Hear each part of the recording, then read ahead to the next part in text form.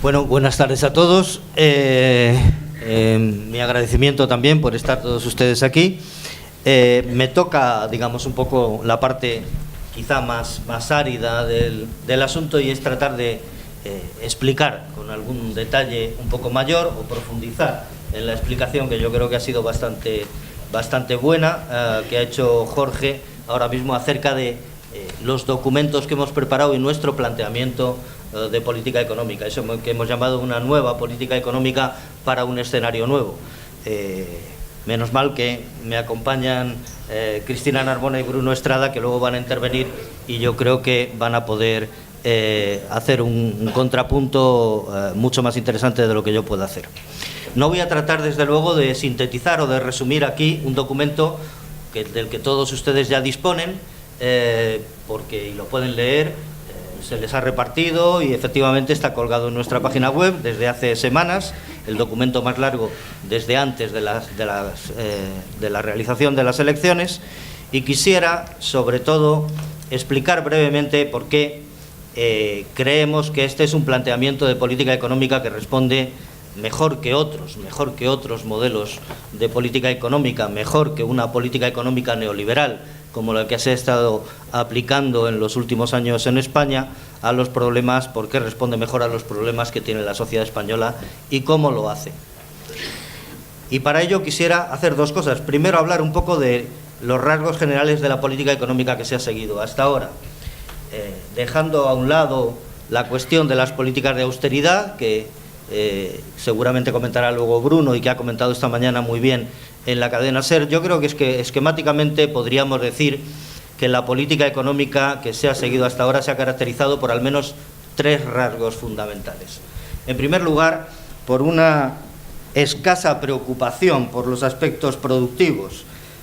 por la ausencia de una verdadera política industrial eficaz, por la elevada debilidad de las políticas de investigación y desarrollo tecnológico. Estamos en los últimos lugares de Europa, como saben, en gasto en I+D+I, especialmente en el gasto de las empresas, por la despreocupación por una política de formación del capital humano, la debilidad de las políticas activas de empleo, de la formación para desempleados y ocupados, los escasos recursos destinados a la formación profesional, los graves problemas de fracaso escolar y abandono temprano.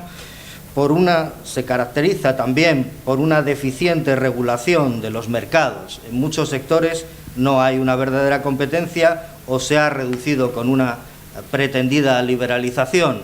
y se caracteriza también por el resultado de todos estos factores, que es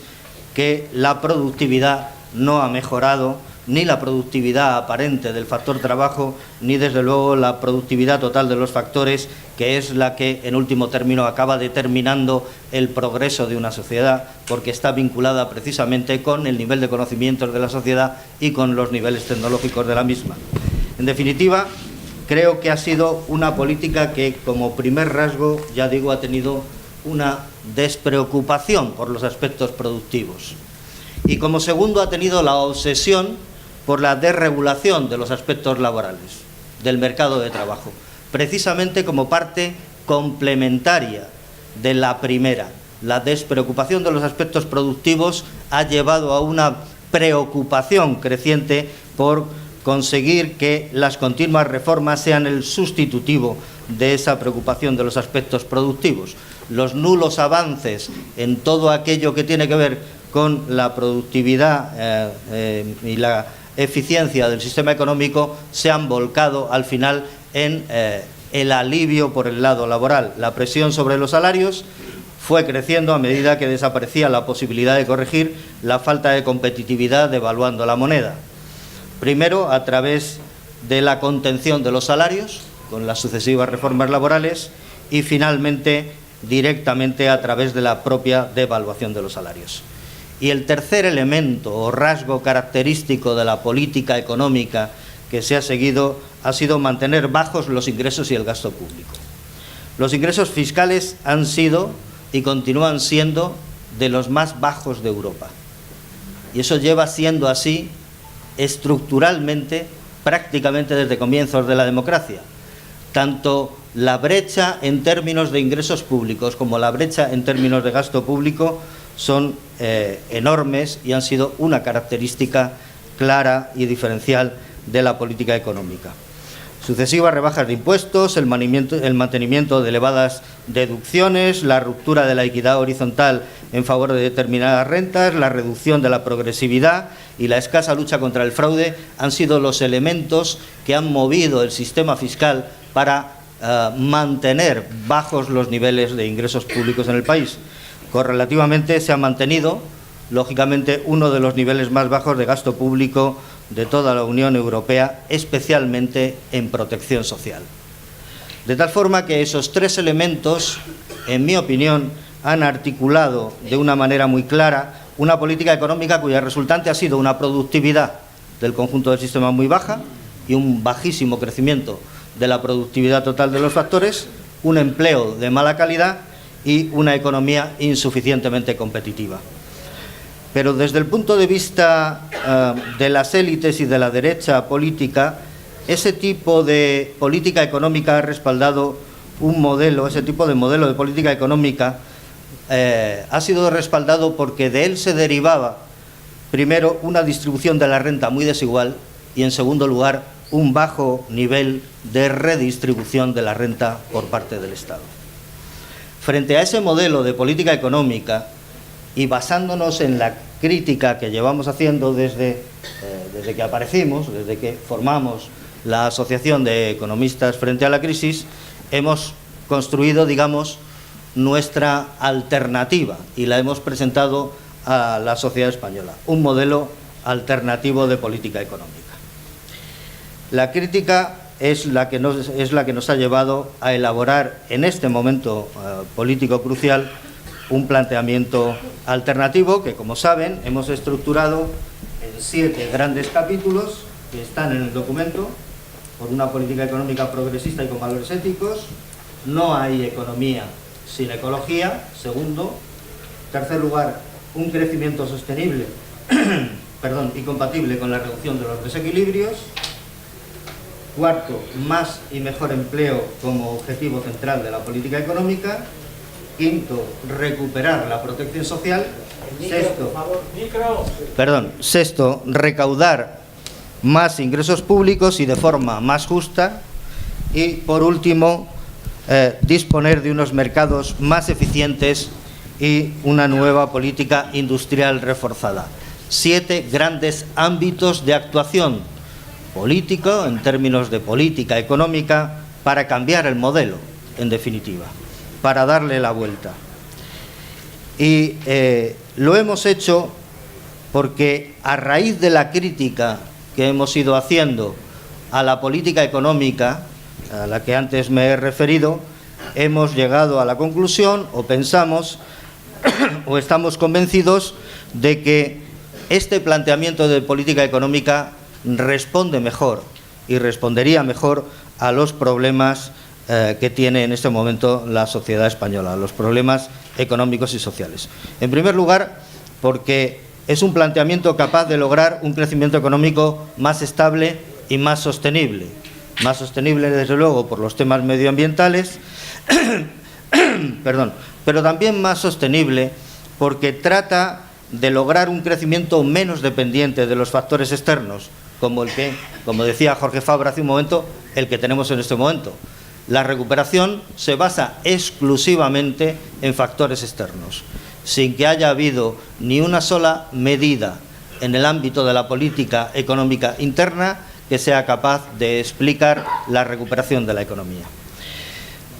Logrará un crecimiento económico más estable porque estará más basado en el crecimiento de la productividad, a través de más inversión pública en capital humano y tecnológico, más investigación e innovación, mayor estabilidad en el empleo, mejor regulación y eficiencia de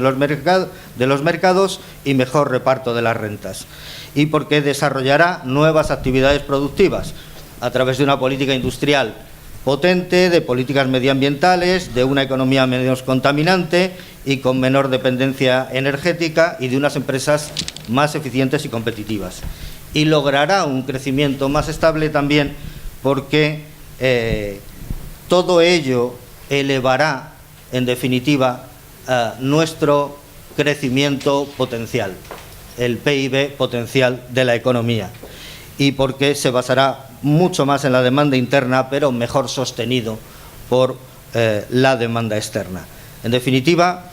el conjunto de los elementos que ponemos en juego creemos que dan lugar, estos sí son directamente productivos y dan lugar a un crecimiento económico más estable y más sostenible. En segundo lugar, daría también mejores resultados en términos de empleo, porque se trata de conseguir una creación de empleo mucho más sólida y con mayor estabilidad y de más calidad. Uno de los problemas que tiene la actual creación de empleo no solamente es su malísima calidad, sino que no es sostenible tampoco en el tiempo. Y eso se pretende lograr a través de la reducción del recurso exacerbado a los despidos